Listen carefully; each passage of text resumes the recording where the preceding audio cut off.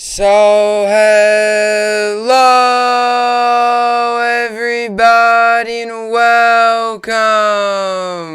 Yes, welcome back here at BSN Network. You get back here, BSN Network. This is the BSN Network podcast here today.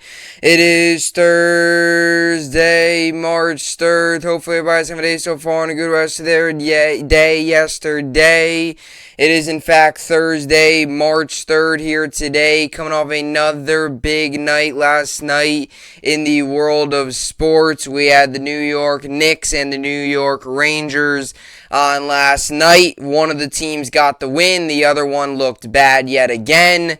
The New York Rangers got a very, very nice win at home at the Garden against the Blues to snap a little bit of a tough two-game stretch that they were on. As we all know, Rangers lost on Saturday 1-0 to the to the Penguins, got shut out, and then they lost 5-2 on Sunday against the Canucks, and then they were able to come back last night, get the win 5-3. And as for the Knicks, yet again, I was rooting for the Knicks last night. I was rooting for them. I wanted them to win. I don't like the Sixers. I don't like James Harden. I don't want to see the Sixers succeed. I don't want to see James Harden succeed over there. And the Knicks got crushed. They lost 123-108, had a lead early, got off to a nice start, and then they just blew it. And yet again, it's just what's going on with the defense. Where was this Thibodeau defense that we saw last year? It's just not the same Knicks team. Right now, this Knicks team that we're seeing is ugly. It's bad, and it's yet again on another stretch of games where you got to really scratch your head at what's the future of this organization. And they took a tough loss last night for the Knicks. Rangers got the win, like I said. Pretty wild game with the Rangers. We were winning 2-0, scored the goal late in the second period. And 3 shots in a row right after that goal. We went up 2-0. You're like, all right. Add a little bit of cushion. 2-0. You're feeling good. It's like you go into the second intermission with a 2-0 lead, and you got to feel good coming out into the third period. And boom, just like that, right after we scored, 3 straight shots from the Blues all went in. So the Blues went into the third period with a win. They went into the third period with a lead, 3-2. And I'm sitting there, I'm really frustrated. I'm like, what did I just witness? I just witnessed 3 shots all go in a row. 1 shot, 2 shot, 3 shot. I'm like, what just happened? You went from being up 2-0 to a minute and a half later down 3-2. That's just sports. That's how things can change. The Rangers came out in the second half, right away provided some pressure, right away got some opportunities, ended up scoring 3 unanswered in the second half and got the win 5-3. So it's a pretty wild game. Rangers started the game scoring 2 straight. Then the Blues scored 3 straight. Then the Rangers scored 3 straight. So kind of an uneven, wild game. And in the end, the Rangers were able to get the win. And look, it was good. It was solid. Loved our third period. Played with a lot of intensity, a lot of energy. Panarin had a big game. Lafreniere continued his hot stretch. Kreider had a goal. Patrick Nemeth got a goal. I mean, come on. That's when you know it's a good night when he gets his first goal with the Rangers. Guy who hasn't been great this season, has kind of been underwhelming this year, but got on the board last night with a goal. So, big win for the Rangers at home. They'll be back in action tomorrow against the Devils. The Knicks as well. Tough loss for them. They will begin a West Coast road trip tomorrow against the Suns. Just start of a brutal schedule for the Knicks. And as for tonight, you got the Nets and the Islanders. So, Rangers, Knicks, days off. Nets and Islanders tonight. Nets are at home. Kevin Durant to return against the Heat. And tonight we also got the Islanders at home against the Canucks. So a little Brooklyn action tonight, and a little Islanders in Long Island tonight at home as they come back. They will be at the UBS Arena. So two home games tonight in the world of New York sports. It's kind of funny because it's not like the two big home games like the MSG or something. It's got some Brooklyn action and got some Islanders action tonight. So Nets home and Islanders home tonight, and Rangers Knicks will be back in action tomorrow. Alrighty, so a lot to get to today on the podcast. Going to be probably about a 40 to 45 minute video like usual on days like this. So let's get into it. Here are the topics for today's podcast. Like I said, I wanted to incorporate some football. There's still so many football stories I want to get to. I'm planning on talking about the Jets either tomorrow or one of these days, just about their offseason approach, just about rumors surrounding them, and kind of some stuff about the Combine, which I kind of want to talk about tomorrow, but I figure with Kevin Durant's return tonight, I'm going to fit him into the second topic. But we're going to start off the show today with Saquon Barkley and the rumors around Saquon Barkley and his trade rumors. And I know, like I said, I don't want to sit here and talk about rumors for the next 3 weeks. I'm not going to. I'm going to talk about some. But it's the ones like these that I like to talk about. It's ones like these that are kind of interesting, kind of intriguing, and are a whole lot more possible than Russell Wilson, let's say, the rumors of Russell Wilson going to Washington. There's a higher possibility of Barkley getting traded. So I'm going to talk about Barkley, talk about the trade, and to be honest with you, I usually try to, give you an answer when I do these videos of what I think is going to happen. I really cannot predict what's going to happen with this Saquon Barkley situation. And that's why I find it so intriguing, so interesting. For a guy who was the number 2 pick just a couple years ago, had such a great rookie season, and now, a couple years later, is on the possible trade block. Joe Shane making some comments that for sure tells you his roster spot is not secure. It's not like he's untouchable. They will field calls. Teams will be interested. They will look into it. So I'm going to get to that in Saquon Barkley trade rumors and give you what I think is going to happen, and not so much what they should do, but kind of what they think. I don't really have any one side or the other what they should do. Like, I'm not on the side of trade him. I'm also not on the side of don't trade him. I'm kind of in the middle. I see both sides of it. But I do think they do decide to do something. I think I do have a prediction of whether or not they will trade him. I'll get to that. And then we'll get to Kevin Durant and his return tonight, 7:30 Eastern on Yes Network against the Heat. KD will be back in action tonight. Super pumped up for that. Super excited. So we'll get to his return and what this means for the Nets. Look, Nets right now are 32-31 on the season. They're one game above 500. They're the 8th seed in the Eastern Conference, coming off a tough loss on Tuesday night against the Raptors, right? Coming off of back-to-back losses Monday and Tuesday against the Raptors. Tuesday's night's loss was just really, really bad. Just a terrible down the stretch. You get Kevin Durant back tonight against a good Heat team. You have a game Sunday against a very good Celtics team. Right out of the bat, KD and this Nets team is going to be tested early. I'm super excited to have Kevin Durant back. I'm super fired up. And now the playoff race starts now for the Brooklyn Nets. You got to make up ground. There's no more excuses of we're not healthy, we don't have guys. I understand it's just Kevin Durant, but just having Kevin Durant in your lineup, adding him back to the lineup, is not just another player coming back. It's Kevin Durant is the best basketball player on this planet coming back tonight to play for the Nets. He's back in action. Get to that. And what the Nets need to do, 19 games left in the season. That's it. The rest of March and a little bit into April. 19 games left. Nets got to gain some ground. Nets got to get some wins. Starts tonight with Kevin Durant returning. And then we'll get to the New York sports update. Like I said, Nets, Islanders tonight. Super pumped up to watch Nets game. Really am. Back home, Barclays. Assume a good crowd tonight. Durant's back. Finally, maybe get some true energy. You get Durant with playing with Drummond and Curry, and you get to see some. You get to see them now really put it all together. Like, this is now where you got to get excited as a Net fan now that things are starting to get back to, guys are getting healthy again. Kevin Durant's back. This is when you got to feel good about a Net fan about the final 19 games of the season and go into the postseason. Alrighty, so a lot to get to today. Tuesday edition of the BSN podcast. And with all that being said, this is the BSN podcast, and let's get right into it. Alrighty, so New York Giants willing to entertain calls for running back Saquon Barkley, says general manager Joe Shane. So, brand new general manager Joe Shane, just hired, a month and a half, 2 months ago. Obviously, they're at the Combine. Rest of the league is at the Combine. GMs, some coaches are there. Not all of them. I know Salah's not there, and I have no issue with that. I think that's perfectly fine. Douglas is there. He's doing his scouting. Salah's doing his scouting. They obviously feel it's best for the team. Whatever they feel is best, whatever's going to help the Jets win games, I'm fine with. But to get to the Giants, Joe Shane, obviously all the GMs had their press conferences, and Joe Douglas had his yesterday. Shane has his 2 days ago, I think. And, everyone and the players have their press conferences. And so much is thrown out there, right? There's some things of, we're going to look into every option. Are you going to trade this guy? We'll field calls. We'll do this. We're going to do this. We're always looking at, to improve the roster. Those common sayings, those common things. That's why I don't always like to read into rumors that much, because sometimes rumors is just a bunch of smokescreen reports, just trying to get you to buy in, the media trying to create headlines, people trying to make you click on their article. That's all really what rumors sometimes is.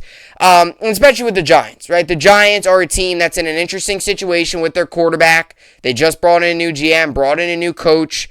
They're not going to they're not going to accept Daniel Jones' fifth-year option. There's definitely there's definitely a lot of things. There's a lot of questions when it comes to the New York Giants, and it starts at the quarterback with Daniel Jones. You also have questions up front. You really don't know which way they're going to go in the draft, what they're going to do in free agency. Do they kind of blow this thing all up? Do they kind of work with what they got? There's so many different things. There's so many different questions that can be asked when talking about the New York Giants and their approach to the offseason, not only free agency, but when you come time to draft, and obviously free agency starting in just a little less than 2 weeks, 13 days from now, free agency will be officially open, and we'll get the couple days stretch there of a ton of moves being made and a whole lot of stuff involving hopefully the Jets, and we'll see if the Giants get involved with any big moves themselves. But one of the big stories this offseason for the New York Giants, take away the Daniel Jones and all that stuff and all those rumors that have kind of been going on since last year, and then, into this season, is what are the Giants going to do with Saquon Barkley? What are the Giants going to do at the running back position? Are they going to trade Saquon? Are they going to keep him? Are they going to, keep him, but maybe if he doesn't play well this season, you deal him at the deadline? Do you maybe keep him this year if he has a good season? You don't want to pay him. Do you trade him next year and say, hey, we could get more for him? There's so many different possibilities of what the New York Giants can do with Saquon Barkley. And it's crazy that we're sitting here today, March 3rd, 2022, having this conversation for a guy who had an excellent rookie season, and for a guy who, in his rookie year, was considered one of the best running backs in the NFL. He's only 4 years into his career, and ever since that rookie season, things have not been the same for Saquon Barkley. He had the big rookie season his first year, had some injuries in his second season, tore his ACL in his third season, and last year as well, had, missed some games and was just not the same player he was from his first 2 years of his career. Specifically his first 2 years of his career. Because if you look at Saquon Barkley, year number one, played great. 1,307 rushing yards, 261 carries, played all 16 games, 5 yards per rush, 11 touchdowns, was excellent. And did it with an offensive line that was terrible. Second season, 13 games played, 217 rushes, 1,003 yards, so still got over the 1,000 yard, 4.6 average per play, 6 touchdowns. So his numbers were a little bit down, but he did play 3 less games, but still played very good. Then you go to his third season. 2 games played, 16 carries, 34 yards, no touchdown, was barely getting 2 yards a carry. So that was, just over 1 yard a carry. That was in 2020. Now last season, 13 games, 162 carries, so way less than his 13-game season in 2019. 593 yards, only 3.7 yards per rush, and only 2 touchdowns. He had 17 touchdowns combined in his first 2 years. His last 2, a combined 2 touchdowns. He played 16 games his first year. The last 2 years, he played 15 games. So it's clear, Saquon Barkley has not been healthy. He has not been reliable. He was not the player we saw his rookie season. And some of that could be the injuries. Some of it could be the terrible offensive line, which if you're a Giant fan, you got to hope Joe Shane, Brian Dable in the front office address that. But when talking about Saquon Barkley and talking about the possibility of trading him, it's not outrageous to think, it's not outrageous to really see Barkley being traded this offseason. He played 16 games his first year, was phenomenal, was so much fun to watch, was electric, was the best player on that Giants offense that was terrible, that was led by Pat Shurmur. Second season wasn't good, or was good, but it wasn't anything special. Third season, 2 games towards ACL. Last season, played 13 games and just simply was not good. And for the former second-round pick, 25 years old, now it begs the question, what do you do with him? Because the last thing you want to do is put yourself in a situation where maybe he has a really good year this season, and then you give him money, and then he just does not pan out. And the biggest risk with Saquon Barkley is his injuries. He has not played a full 16-game season the past 3 years. Or I apologize, the full season. Because obviously last season, 18 weeks, 17 games. So he has not played the full season the past 3 years. From his first season being that dynamic, versatile, reliable running back, he has not been that the past 3 years. As a matter of fact, he's been everything but that the past 3 seasons. So now it begs the question. Number one, do you trade him? And personally, I stand in the middle of this. I'm not one to lean towards one side or the other. I'm not on the side of, yes, trade him, no doubt, you got to trade him. I'm not. Because if he's healthy, you build him an offensive line, he can be a stud. Like, he has the talent. It's just a matter of building up an offensive line. Now, but you do still wonder if the injuries, if the injuries keep piling up, I apologize. Take back what I said, because that was kind of my next segue. But I could see where people are coming from in terms of trade him. Because if you trade him, you look at it as he hasn't played the full season. He hasn't played a full season in 3 years. And one of the biggest issues anyway with running backs is their long-term, value, their long-term career, their long-term their long-term vision of how long can they be in the league, how long can they stay healthy, how long can they play at a high and respectable level. And there's also that part of it where if you're on that side of trading him, how long, you put all those factors into it. And Barkley really hasn't checked off those factors in the past couple seasons. So you stand on the side of, look, you could stand on the side of, look, he's injured, but build an offensive line, he'll be all right. Or you could stand on the side of, ever since the torn ACL and those injuries and ever since his rookie season, he hasn't been the same player, period. So you got to figure out what side to take. And the Giants got to figure out that side too. Because last season, he played 13 games, so it's not like he played 7 games. He played 13 games. He missed 4, I understand that. But even in those 13 games, he wasn't good. At least in 2019, his second season, he did miss 3 games. He played 13, but he still had a respectable and good season. The last 2 years have been terrible for him. 2 games and in 13 games. 15 games the last 2 years, and numbers that really aren't good makes you really wonder, what's next? So, here's my prediction. I don't really, like I said, I don't have a side into where to go with this. I understand both. I can see why people want to trade him. He's injured. He hasn't been the same player. They drafted him, the why and the reasons for, and maybe you could go out and, sign a guy or go out and draft a guy. Just not the same player. I could also see the side of give him another year, allow him to go behind a good offensive line, draft offensive line, sign offensive line, put him in Brian Dable's system, just put him in a new environment with the Giants. And maybe for Saquon Barkley case too is maybe it's just a change of scenery. It could be something like, look, 4 years with the Giants, it's been 4 losing seasons. It's been 4 seasons where it seems as if he's been relied on to carry the load. First 2 years he was able to do that. Last 2 he hasn't. Maybe the time's up. So all 3 factors you got to put into play. Now, I personally, deep down inside, don't think the Giants trade Saquon Barkley. I don't. That doesn't mean I think like I said, I stand in the middle. I could see both sides of it. I could see why people, and also people want to avoid down the road. Let's say he has a great year last year. Let's say this year Saquon Barkley, I'll be realistic. I'm not going to say break the rushing record or do Derrick Henry, but let's say he turns into what he was his rookie season. Let's say he has a year like that.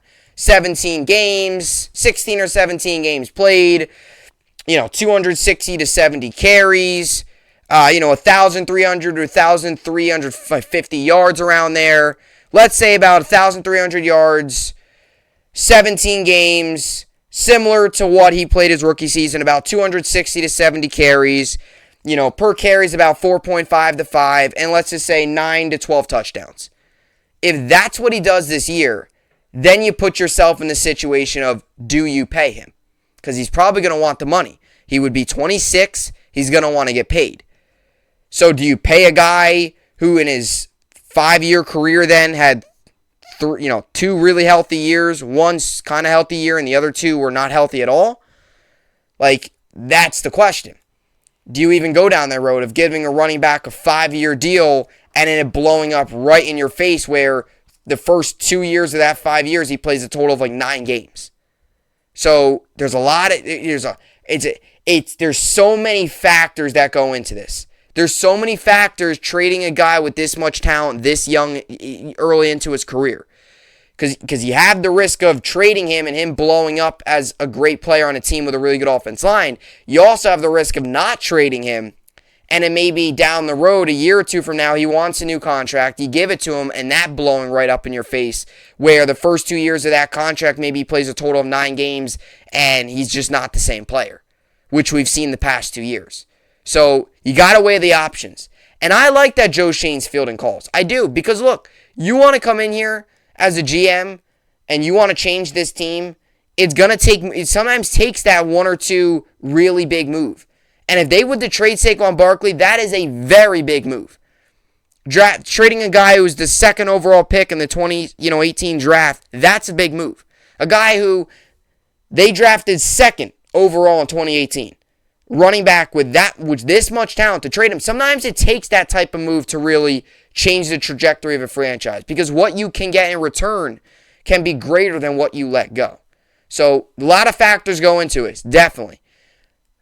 Where I stand where I could see both sides of it. I wouldn't disagree with either. I wouldn't disagree if they trade him. I wouldn't disagree if they keep him, because I could see both sides of it. And to be honest, I don't think the Giants trade him, but don't be surprised if he has an average year and he wants a contract maybe next season or something like that, he might be traded. Right now, I could see Shane bringing back the guys, Daniel Jones, Barkley, guys like that, working up this offensive line and kind of being one of those, maybe the Giants say this to Barkley and say this to Daniel Jones. Look, you got 1 year. If you show us that you're a future, you're going to be here. If you have a bad season like Barkley did last year, and if Daniel Jones has a bad year like he has his first 3 years of his career, you're not going to be with the team. Maybe the Giants tell him like that, and it turns into that, where they got to come out, got to have a good season if they want to be a Giant for a long time. So many factors go into this, but it's definitely an intriguing story early on in the offseason. And a lot of other teams out there would definitely, here's the thing too. You can't be that fan that says they're going to have a tough time finding trade partner. They're not going to have a tough time finding trade partner. There's going to be many teams out there that are going to look to trade for Saquon Barkley. It's just a matter of, do the Giants want to, and are they getting back what they want in return? Because you're also going to probably get a good amount in return. This is a guy who's very good. It's just health is an issue. But if he can stay healthy, we've seen what he can do. It's definitely something special, no doubt. So New York Giants willing to entertain calls for running back Saquon Barkley. I'm going to read a little bit of this article from ESPN. So Saquon Barkley is not untouchable. The New York Giants are at least willing to entertain phone calls on the talented running back, new general manager Joe Schoen said Tuesday at the NFL Scouting Combine in Indianapolis. With a new regimen in place, a difficult salary cap situation, and an injury-filled 3 seasons for Barkley, Schoen said he is open to hearing what offers are out there. The Giants are currently estimated at more than $11 million over the cap, according to ESPN's roster management system. They will have to shed excess weight by cutting or trading some quality players. Barkley could be one of those quality players. And like I said, down the road, if you run into that situation where he wants an extension. A, will you be able to give it to him with your cap? And B, is it worth it? Among the possibilities, let's see here. My article got lost.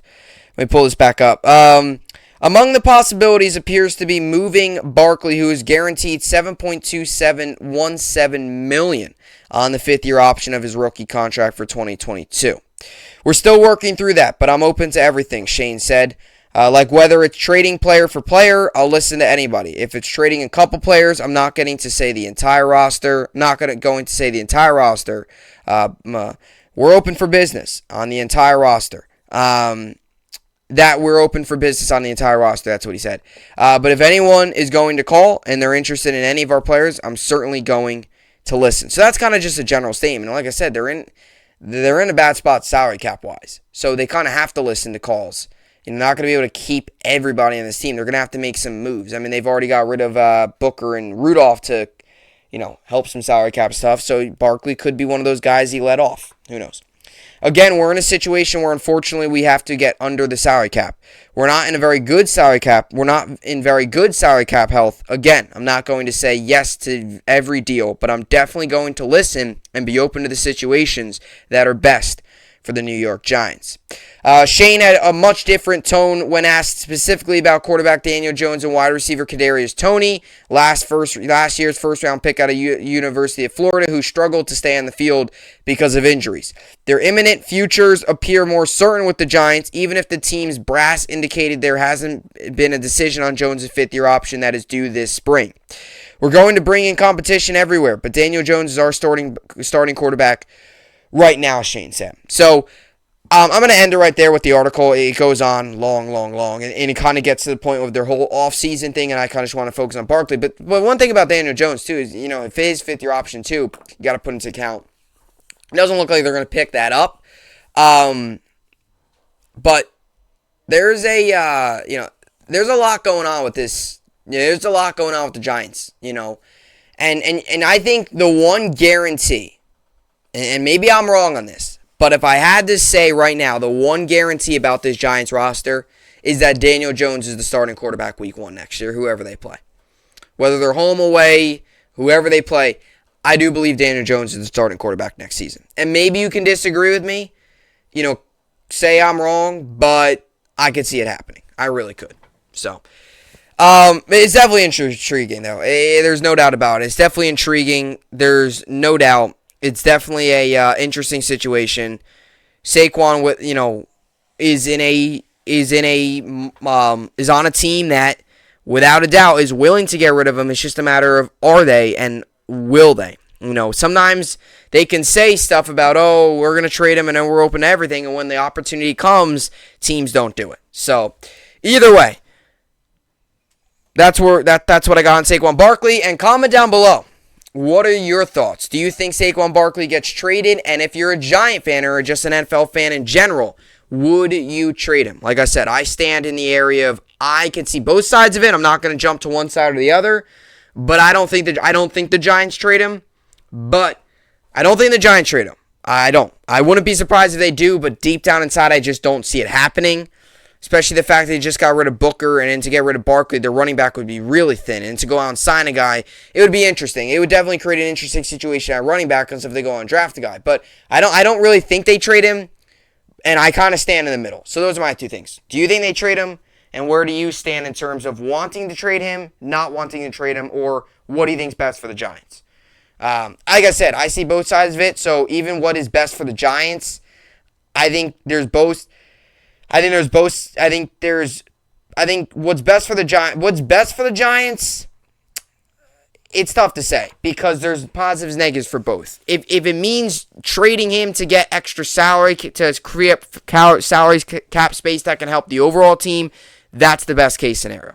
But if you trade him and don't get much return and you're thin at running back, that's not a good situation. And then Barkley goes on to be great somewhere else. So it's definitely interesting without a doubt. Alrighty, so that's what I got on Saquon Barkley and the rumors surrounding the New York Giants. Coming up next, I'm going to get to Kevin Durant and his return tonight. Yes, you have heard that right. Kevin Durant is expected to return tonight from the from the, whatever you want to call it, from being injured after his MCL sprain that happened on January 15th. So missed over a month, about a month and a half worth of games. But tonight, KD is back. Nets are at Barclays against the Heat, who lost a tough one last night against the Bucks. Second half of back-to-back for them. And now this 19-game stretch to finish out the season is huge for the Brooklyn Nets. And why having Kevin Durant back, finally, us Nets fans can see what this team is capable of. We'll get to that and much more coming up next. All right, so welcome you back here up at the podcast today, March 3rd, 2022. It is Thursday, getting very close to the weekend. Final big Saturday, big final regular season weekend for college basketball, and then the madness really starts next week with all the tournament, the conference tournaments, and then March Madness right around the corner, which I'm really looking forward to, and I'll have a lot of coverage on that coming up on the podcast. But tonight, we got some NBA action. Nets Heat tonight. Like I said, Knicks were on last night. I was rooting for the Knicks last night. I mean, gosh. And like I said, I've kind of said this, and I'm going to get to Kevin Durant in a second. This is not a Knicks segment, but I wanted to just oh my God. I was watching the Rangers last night. I'll tell you that. I did not watch 1 minute of the Knicks game. I will admit. I saw highlights. I did. But I did not watch 1 minute of the Knicks game live. 1 second of the Knicks game live. So I'm going to be real with you. I didn't. So I'm criticizing based off of some highlights I saw. I didn't watch the whole game. I didn't watch the whole recap. Because I was watching the Rangers and obviously watching them beat the Blues and stuff, and that was a really good win. But man, oh man, I mean, New York basketball right now definitely isn't a good position. Knicks 6-game losing streak. Nets are struggling. Nets do get Kevin Durant back tonight, but recently they haven't been good. But the Knicks just stink. They just stink. And last night they were playing the Sixers, and to the Sixers. The thing with the Sixers is they are just so just. It's just like they're good. I mean, they're a good team right now. Harden and Embiid are clicking, what we all expected, and they're winning. And the Knicks aren't good. And I was rooting for the Knicks last night. I was rooting for the Knicks on Sunday, right? I think that was when they played them.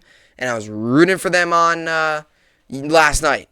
And I watched the entirety of Sunday's game. I did not watch last night's game, like I said, but oh my gosh, they stink. And for the Sixers to be winning games like this, and for Harden to be playing like this, and for everyone to be like, oh, Harden's back, just frustrates me, because it's just like we've seen this before with Harden. And it's like I'm just waiting for the Sixers to just collapse.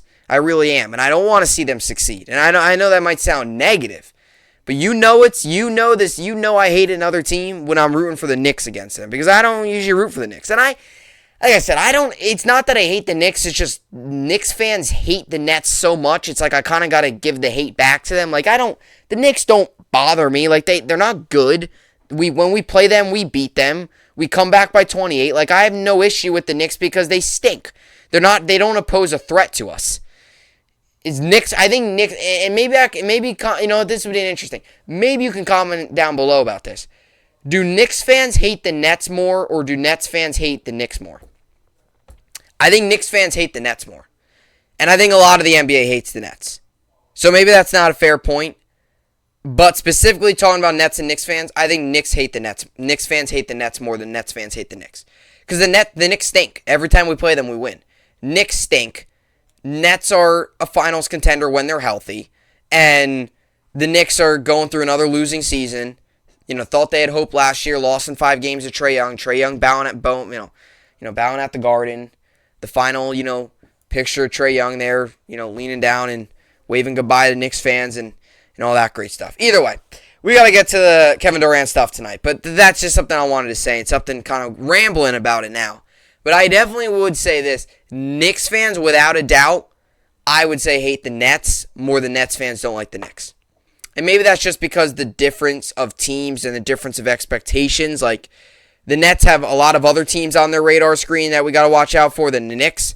For the Knicks, it's like they stink. They're not good. If they can beat the Nets, that's like their championship, which they haven't done this year. So that's a positive for us Nets. Either way, Kevin Durant tonight expected to return from his knee injury for the Nets versus the Heat.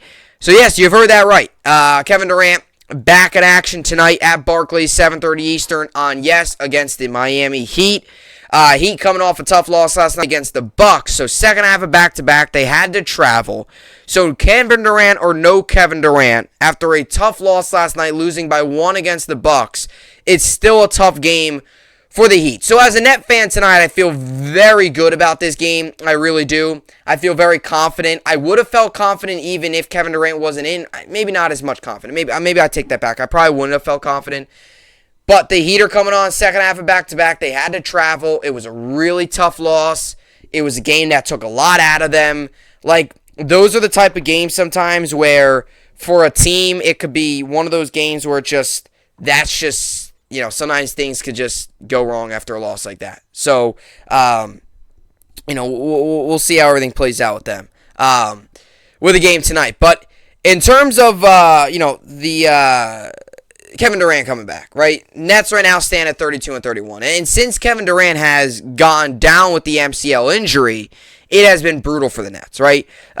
Brooklyn Nets are an ugly 3-15 in their last 18 games, but significant help, like I said, is apparently on the way. And I've always said this. Stood by this. Kevin Durant's the best player on the planet. And you could make the debate, maybe Giannis or Curry or somebody like that. But in terms of just pure skill and the impact he makes on the team, Kevin Durant, we saw it last season, we've seen it again this year when he's out there, is one of the best players on the planet. Talk about the injuries, say whatever you want. He's the best player on the planet.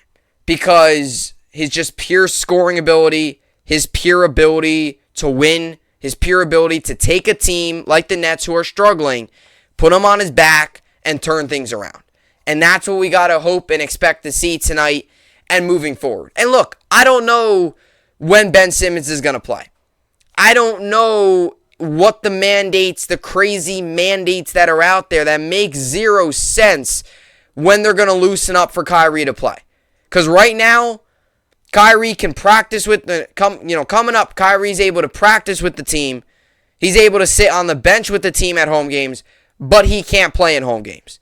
So that in itself is completely confusing and just mind-boggling. That he can practice with the team, he could travel with the team, he could play on away games, he could sit on the bench with the team at home games, but he can't play in home games. It just hurts my brain. I can't wrap my brain around why. I'm not going to get into the whole vaccine mandates, though. That's just my opinion. That's just what I see on it. But tonight you get Kevin Durant back. And since Kevin Durant has fallen, proving my case more and more that he is the best player on the planet, since Kevin Durant has went down with the injury January 15th at home against the Pelicans, where things were going right, bumped into Bruce Brown's knee, MCL sprain, since that, this Nets team has not been the same. This Nets team has been ugly. It's been bad to watch. It is the opposite of a team that looks like they should be finals contenders. Watching James Johnson get extended minutes. Watching guys like Kessler Edwards and all those guys that are young and just make a lot of mistakes getting extra minutes. And sure, there's guys who are stepped up. Maybe I shouldn't hurt Kessler Edwards too much. He has definitely had some good games. But when you really look at the big picture, the Nets this past month and a half since the game against February 15th against the Pelicans, a lot of things have happened. A lot of things have changed.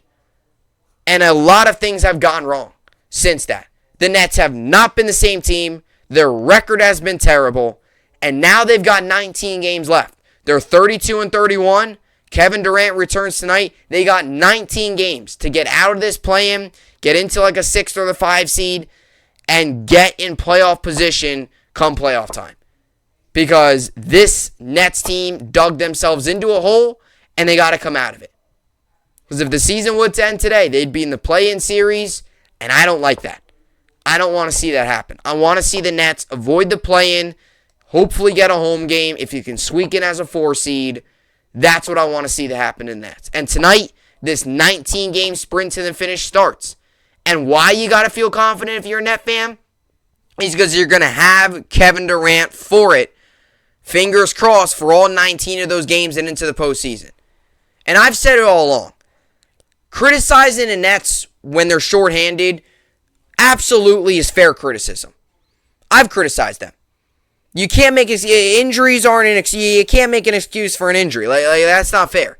You can't say, oh, they're injured, or oh, they're whatever it is. Yeah, that's not fair. You can't say that. Saying, oh, they're injured, or oh, they're hurt. You can't. That's not fair to say, because every team suffers from injuries. Saying, oh, we lost this game, or oh, you can't say this is bad basketball because we're not playing with our best players. Sure, you can make that excuse. Sure, you could say when guys come back, we'll be much better. But I've been very critical of the Nets through this stretch, even without Kevin Durant. But and you still have had you were able to have you did have that excuse for now not being at full strength, and you still, I guess, can have that excuse because Kyrie still can't play home games, and Ben Simmons, who even knows what's going on with him. But you do get Kevin Durant back. So now the excuses definitely limit themselves in terms of, oh, we're not at full strength. You got Kevin Durant back, 19 games left in the regular season. These are big. Big games. I want to avoid the play-in. I don't want to play in the play-in. Kevin Durant's the most important member of this big three. He is the most important member of this big three. He is the best member of this big three. He is, I think, the best player on the planet. And when he's out there, the impact he makes is huge. And we got to hope that this thing gets turned around for the final 19 games of the season. So Kevin Durant expected a return from knee injury for Nets versus Heat. The Brooklyn Nets are an ugly 3-15 in their last 18 games, but significant help is on the way. Shams of The Athletic and Stadium reported Kevin Durant is expected to play Thursday's home game against the Miami Heat. Durant has been sidelined by a knee injury and last played in a game during Brooklyn's victory of the New Orleans Pelicans on January 15th. Given the expectations surrounding the Nets and the overall talent on their roster, this season is championship or bust. Yet roster instability has been the major storyline to this point for the 32-31 team that is 8th place in the Eastern Conference standings and looking at a potential spot in the play-in tournament for the Nets for the numbers 7 through 10 seeds. Durant's injury is part of, but Kyrie Irving's is part of it. But Kyrie Irving remains ineligible to play in home games because he is unvaccinated against COVID-19. James Harden also dealt with a left hamstring concerns before he was traded to Philly in a deal that brought Ben Simmons to Brooklyn, and the latter is yet to be played in a single game this season. The return of KD will provide a major boost for the team looking to climb up the standings and perhaps avoid that play-in tournament. After all, he is one of the best players in the league and averaged 29.3 points per game, 7.4 rebounds, and 5.8 assists per game while shooting 52% from the field and 37.2% from three-point range prior to the setback. Had the 12-time All-Star played an entire season with those numbers, he would surely be in the MVP discussion. The Nets are 4.5 games behind the 6th-seeded Boston Celtics, so making up that deficit to avoid the play-in tournament will not be an easy task, even with a healthy Durant leading the way. They have a mere 19 games remaining, and Irving still can't play at home, while Simmons' immediate availability remains up in the air. It might be up to Durant to put the team on his back if it's going to challenge for a title. So, huge to get him back. Got a lot of work to do, but you got to trust Kevin Durant and getting a whole lot healthier in that. And you're getting a big time guy back tonight. Got to celebrate it. Kevin Durant returning tonight. Heat, 7:30 Eastern, Yes Network, at Barclays Center. And look, I don't think there's anybody out there that doesn't think Kevin Durant's going to provide a spark. I think everyone sees it. I think if you're a Net fan, you got to be confident. And look, if you don't think Kevin Durant's good, if you don't think Kevin Durant's going to make an impact, okay, that's your opinion. Look at the numbers. Numbers do not lie. Read you some of those earlier. So, Kevin Durant tonight, super pumped up. I'll be wearing my City Edition Durant jersey for the game tonight. They got their City Edition jersey, so watching it, I'll definitely have that on and hopefully get a win tomorrow or get a win today, and I could wear my jersey all around tomorrow and feel good about it. So, anyway, let's get to the the rest of the NBA, NHL, and college basketball. Tonight we got the Hawks and the Bulls. I'll give the Bulls the win. Celtics, Grizzlies, I will give Celtics the win. Pistons, Raptors, I'll take the Raptors. Spurs, Kings, I'll take the Spurs. Mavericks, Warriors, I'll take the Mavericks. Or I'll take the Warriors, actually. Lakers, Clippers, I'll take the Clippers. Nets, Heat tonight. Nets come into this game 32-31. Heat come into this game 41-22. Nets are 1.5-point favorites. The over-under is set at 221.5 for this game. This game is on tonight, 7:30 p.m. Eastern on Yes. 58% of people in the Nets will win, according to Bleacher Report. I'm going to take the Nets. Feeling pretty confident with Kevin Durant back. As for the world of hockey, Hurricanes, Capitals, I'll take the Hurricanes. Lightning, Penguins, I'll take the Lightning. Panthers, Senators, I'll take the Panthers. Flyers, Wild, I'll take the Wild. Canucks, Islanders, I'll take the Isles. Actually, I'll take the Canucks. Oilers, Blackhawks, I'll take the Oilers. Coyotes, Avalanche, I'll take the Avalanche. Bruins, Golden Knights, I'll take the Bruins. And Flames, Canadians, I'll take the Flames. And as for college basketball, we got 6 top 25 games tonight. Ohio State, Michigan State, I'll take Ohio State. Illinois, Penn State, I'll take Illinois. Houston, Temple, I'll take Houston. Kansas, TCU, I'll take Kansas. Michigan, Iowa, I'll take Iowa. And Arizona, Stanford, I'll take Arizona. And as for college basketball, got some big contributions last night, winning big now after only winning by 1 going into last night. Winning 625-335. Tonight I've got going 4 players: John Morant, Desmond Bane, John Collins, Rashawn Holmes. Injury update: Collins' foot is out Thursday against the Bulls, so he'll be out tonight with a foot injury. And Rashawn Holmes is questionable with a back tonight versus Spurs. So hopefully those guys will be in, and those guys will be, hopefully Holmes plays. Like I said, as many guys that are in is always helpful in fantasy basketball. So, anyway, that will do it for the podcast today. Tomorrow, trying to think. I think I'm probably only going to be able to do one topic. Probably only doing one topic, and then the weekend. And then next weekend, next week, that's a lot going on. A lot of football coming up. A lot of football. There's so many football stories. I'm trying to get to all of them. I'm trying to pick through them. Like I've got a list. I've got a list of topics. I always have a list of topics I want to get to. It's just a matter of picking out 2, and I gotta, you gotta fit with it too. Like, I don't want to talk 4 days straight of just football. Or 4 days straight of anything. I try to space things out. I try to, get a little bit of, because I talk about all four of the major sports: baseball, basketball, football, and hockey. So I try not to, 1 week I talk out of the full week. 4 of the 5 days I talk all football, and 1 day maybe I sliding a hockey story or something. I try to space things out as best I can. Now, during the football season, I'll talk a ton of football because that's football. Baseball season, all that. I do talk a lot of that stuff. That's why I spread it out. And there's a lot of football that's coming up. So, I'll definitely be talking a ton of football during free agency. So, anyway, that'll do it for today's podcast. Hopefully you all enjoyed it. And as always, I'll see you all back here tomorrow. Hope you enjoyed it. And thanks for watching.